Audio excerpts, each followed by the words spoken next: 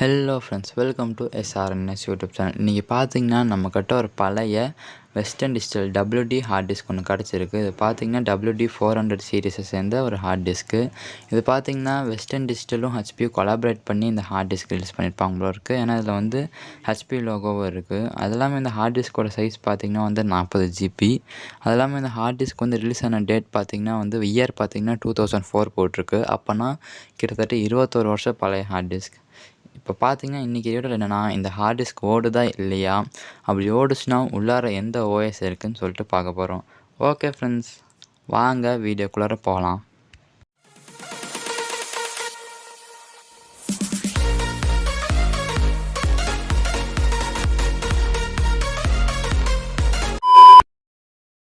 Friends, இதான் பார்த்தீங்கன்னா இந்த WD heart disc.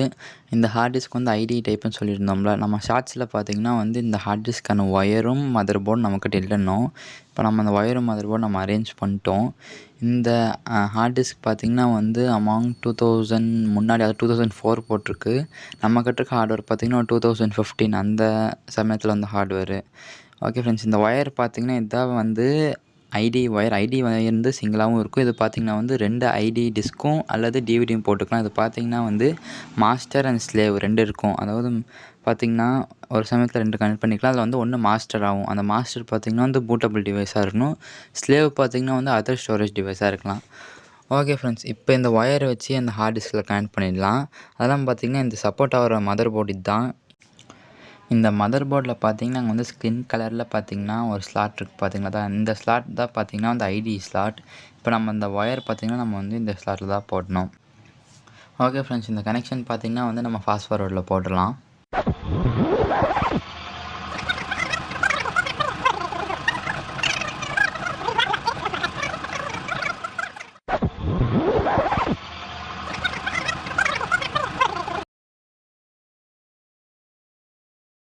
Okay friends, இப்போ எல்லா கனெக்ஷனும் கொடுத்தாச்சு. கம்ப்யூட்டரும் ஆன் ஆயிடுச்சு. இந்த கம்ப்யூட்டர் பார்த்திங்கன்னா ஒரு இன்டெல் கம்ப்யூட்டர். இன்டெல்லில் பார்த்திங்கன்னா டூயோ கோர் E4500ன்னு சொல்லிட்டு ஒரு ப்ராசர் ஆச்சுல இந்த கம்ப்யூட்டரில் இருக்குது.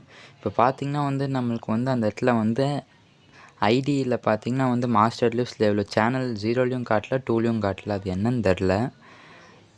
ஓகே ஃப்ரெண்ட்ஸ், வாங்க போய் பயோஸில் போய் பார்க்கலாம். பயோஸ்க்கு வந்து டிலீட் கொடுத்துடலாம். ஓகே, இப்போ பயோஸ் ஓப்பன் ஆகிடுச்சு. இதை வந்து ஃபோனிக்ஸ் பயோஸ். இந்த பயோஸ் பார்த்திங்கன்னா வந்து அது கடையில் யூஸ் பண்ணாங்க. இப்போ யூஸில் இருக்கான்னு தெரில. இப்போ வேலை பார்த்திங்கன்னா UEFI பயோஸ் வந்துருச்சு. இப்போ பார்த்திங்கன்னா இந்த இடத்துல வந்து 2 ஹார்ட் டிஸ்க் பார்த்திங்கன்னா வந்து மாஸ்டர் ஸ்லேவும் சேனல் 0 to 2மே பார்த்திங்கன்னா நன்றிருக்கு. ஓகே, இப்போ ஹார்ட் டிஸ்க் டிடெக்ட் கொடுத்துருக்கோம். டிடெக்டே ஆக மாட்டேங்குது. ஆட்டோ டிடெக்டும் வேறு என்னமோ தப்பு பண்ணியிருக்கோம் எனக்கு ஃப்ரெண்ட்ஸ். ஓகே ஃப்ரெண்ட்ஸ், என்ன தப்பு பண்ணியிருக்கோன்னு போய் பார்க்கலாம்.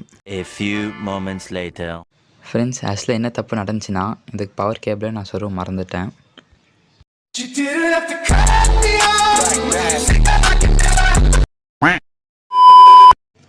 ஓகே ஃப்ரெண்ட்ஸ், இப்போ வந்து இந்த ஐடிக்கு வந்து நம்ம பவர் இதுதான் அந்த பவர் ஒயரு. நம்ம இந்த பவர் ஒயர் வந்து நம்ம இங்கே வந்து இன்சர்ட் பண்ணிடலாம். ஆக்சுவலாக வந்து நீங்கள் சாட்டாவில் பார்த்தீங்கன்னா வந்து டேட்டா கேபிள் பக்கத்தில் வந்து பவர் கேபிள் இருக்குமா, அது வந்து ஒரே அந்த ஏரியாவில் மட்டும்தான் பவரும் டேட்டா இருக்கனால வந்து இதில் வந்து நான் அந்த பக்கத்தில் இருக்க அந்த இதையும் நான் பின்னே வந்து நான் கவனிக்கலாம், பவர் பின்னு. ஓகே ஃப்ரெண்ட்ஸ், இப்போ இந்த பவர் ஒயர் நம்ம இன்சர்ட் பண்ணியாச்சு. இப்போ அவங்க கம்ப்யூட்டர் ஆன் பண்ணி பார்க்கலாம்.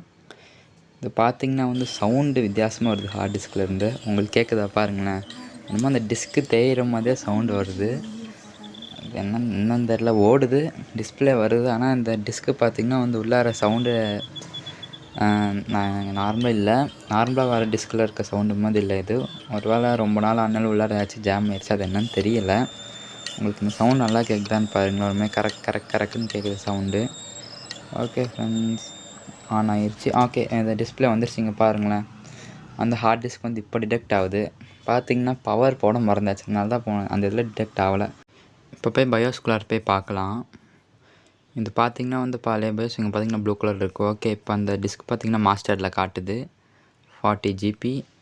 ஓகே, இது ஃபஸ்ட் பேரில் தான் இருக்குது. அப்புறம் பார்த்திங்கன்னா வந்து அட்வான்ஸ் பயோஸ் ஃபீச்சரில் போய் நம்ம ஸ்மார்ட் கேப்பபிலிட்டி வந்து நம்ம ஆன் பண்ணிக்கலாம். ஏன்னா சில டைம் பார்த்திங்கன்னா வந்து அதை ஆன் பண்ணலன்னா சில டிஸ்கெல்லாம் வந்து அது பூட் ஆக மாட்டேங்குது, பூட் ஃபெயிலியர் ஆகுதுன்னு சொல்லுவாங்க. இதாக பார்த்திங்கன்னா அந்த ஆப்ஷன் இதை வந்து எனேபிள் பண்ணிடலாம். இப்போ F10 கொடுத்து சேவ் பண்ணிடலாம். F10 Y. Okay, S on ஆகுது. G-Sonic வந்துருச்சு டிஸ்பிளே. ஓகே, இன்னொரு டிஸ்பிளே வருது. இது பார்த்திங்கன்னா வந்து வெரிஃபை ஆகிட்டுருக்கு. Verifying TMI pool data. இது என்ன வெரிஃபை வந்து தெரியல, ஆனால் அது என்னமோ ஒரு டேட்டா வந்து உள்ளார கரெக்டாக இருக்கான்னு வெரிஃபை ஆகுதுன்னு நினைக்கிறேன். இது வெரிஃபை ஆகிற வரைக்கும் வெயிட் பண்ணலாம் ஃப்ரெண்ட்ஸ். ஓகே, ஒரு வழியாக வெரிஃபை ஆயிடுச்சு. இப்போ பார்த்தீங்கன்னா வந்து அது பூட் டிவைஸ் தேடிட்டுருக்குன்னு நினைக்கிறேன். அது மாதிரி கீழே அண்டர்ஸ்கோர் வந்து அது வந்து பூட் டிவைஸ் தேடுதுன்னு சொல்லுவாங்க. ஓகே ஃப்ரெண்ட்ஸ், நம்ம வெயிட் பண்ணுவோம். ஏன்னா இந்த பழைய ஹார்ட் டிஸ்க்னால அது பூட் ஆகிறதுக்கு ரொம்ப டைம் ஆகும் நான் கண்டிப்பாக நினைக்கிறேன். இது பூட் ஆகிற வரைக்கும் வெயிட் பண்ணுவோம் ஃப்ரெண்ட்ஸ். காத்திருந்து காத்திருந்து காலங்கள் போகுதடி, கூத்திருந்து.